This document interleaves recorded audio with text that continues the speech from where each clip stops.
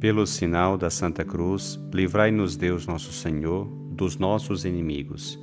Em nome do Pai, e do Filho e do Espírito Santo. Amém.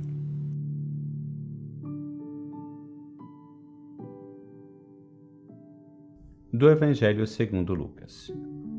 Num sábado, Jesus estava passando através de plantação de trigo. Seus discípulos arrancavam e comiam as espigas, debulhando-as com as mãos. Então alguns fariseus disseram: Por que fazeis o que não é permitido em dia de sábado? Jesus respondeu-lhes: Acaso vós não lestes o que Davi e seus companheiros fizeram quando estavam sentindo fome? Davi entrou na casa de Deus, pegou dos pães oferecidos a Deus e os comeu, e ainda por cima os deu a seus companheiros. No entanto, só os sacerdotes podem comer desses pães. E Jesus acrescentou: O Filho do Homem é Senhor também do sábado.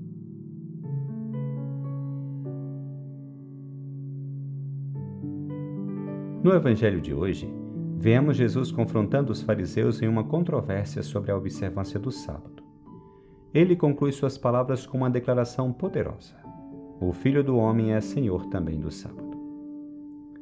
A propósito desse texto do Evangelho de Lucas, gostaria de compartilhar contigo 3 reflexões.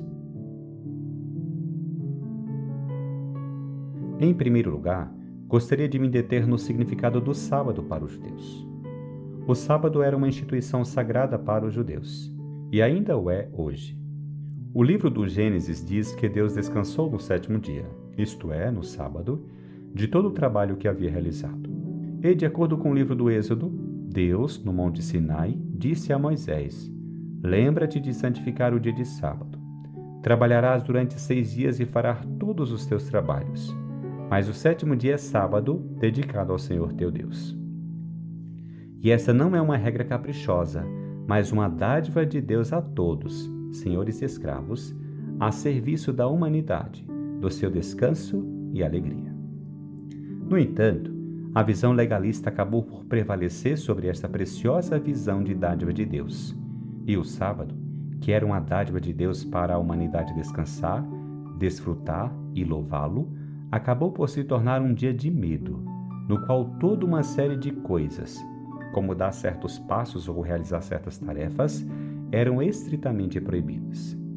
Por isso vimos no Evangelho que os discípulos de Jesus são censurados por colherem grãos de trigo em um dia de sábado.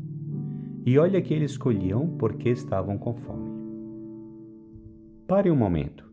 Em relação ao sábado judaico, tu podes se perguntar hoje: tens tempo para descanso, paz e sossego em tua vida?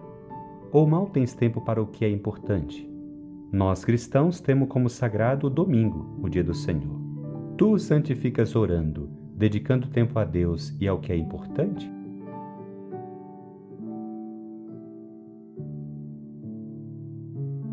Em segundo lugar, essa ação dos discípulos, que colhiam espigas para comer, é seguida pela reação dos fariseus, que repreendem Jesus. Olha, os teus discípulos estão fazendo o que não é permitido fazer em dia de sábado. Jesus primeiro expõe a hipocrisia deles com um duplo argumento. O rei Davi, como nos conta o primeiro livro de Samuel, comeu os pães da proposição, o que era proibido. Mais impressionante é o outro argumento, quase irônico, em que Jesus diz que os sacerdotes podem violar o sábado no templo, sem incorrer em culpa. Mas Jesus não quer entrar em argumentos. Ele está mais interessado em aprofundar o espírito do mandamento de guardar o sábado. E é por isso que o evangelista Marcos coloca estas palavras nos lábios de Jesus: O sábado foi feito para o homem e não o homem para o sábado. Mateus, por sua vez, faz referência às palavras do profeta Oséias: Quero a misericórdia e não o sacrifício, como que dizendo, não condeneis o inocente. Portanto, em contraste com o legalismo dos fariseus, Jesus coloca a pessoa no centro, e mais especificamente, a misericórdia. Antes da lei está a pessoa. A lei foi feita para que tenha vida, e vida em abundância. Esse é o seu propósito. Nós também, muitas vezes, apresentamos os mandamentos de Deus e da Igreja como leis a serem seguidas e às vezes as usamos para julgar ou descartar pessoas. Não nos esquecemos de que, antes de qualquer lei. Como Jesus nos lembra hoje, está a dignidade e o bem da pessoa, bem como a misericórdia. Perguntas-te: colocas a pessoa no centro ou às vezes serves mais à estrita observância das leis que acabariam por ocupar o centro?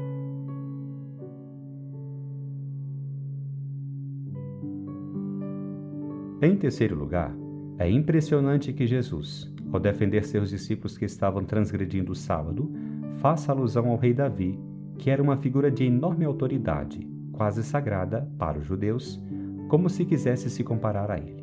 Ele até faz alusão à atividade dos sacerdotes no templo, embora Jesus não fosse sacerdote como eles. Mas o que é ainda mais impressionante é a dupla frase com a qual ele conclui: o Filho do Homem é Senhor do sábado. Jesus está dizendo: eu estou acima do templo, da lei e do sábado. É uma frase impressionante. Não havia nada mais sagrado para os judeus do que a lei, o templo e o sábado. Quem é este homem que se coloca acima do templo, da lei e do sábado? Ele é o Filho de Deus, ele é o Verbo de Deus feito carne. Ele encarna a vontade de Deus e, além do templo, ele é a sua nova presença. E nela vemos não a imposição de leis, palavras que oprimem, mas proximidade, misericórdia, compaixão, novas oportunidades, amor incondicional, acolhimento do pecador, misericórdia sempre, não julgamento. Esta é a lei de Jesus, o que constitui o nosso verdadeiro sábado, o nosso verdadeiro descanso, que é o significado da palavra sábado. Tu descansas, mesmo em meio às tuas fraquezas e pecados, no Senhor? Encontras nele a paz e a tranquilidade de que precisas, ou vives atormentado pela culpa, pelo peso dos teus pecados?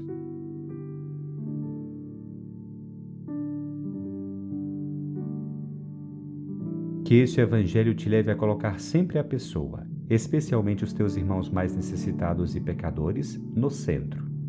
E, como Jesus, a demonstrar misericórdia, acolhimento e compreensão. Que o Senhor te abençoe, te livre de todo mal e te conduza à vida eterna.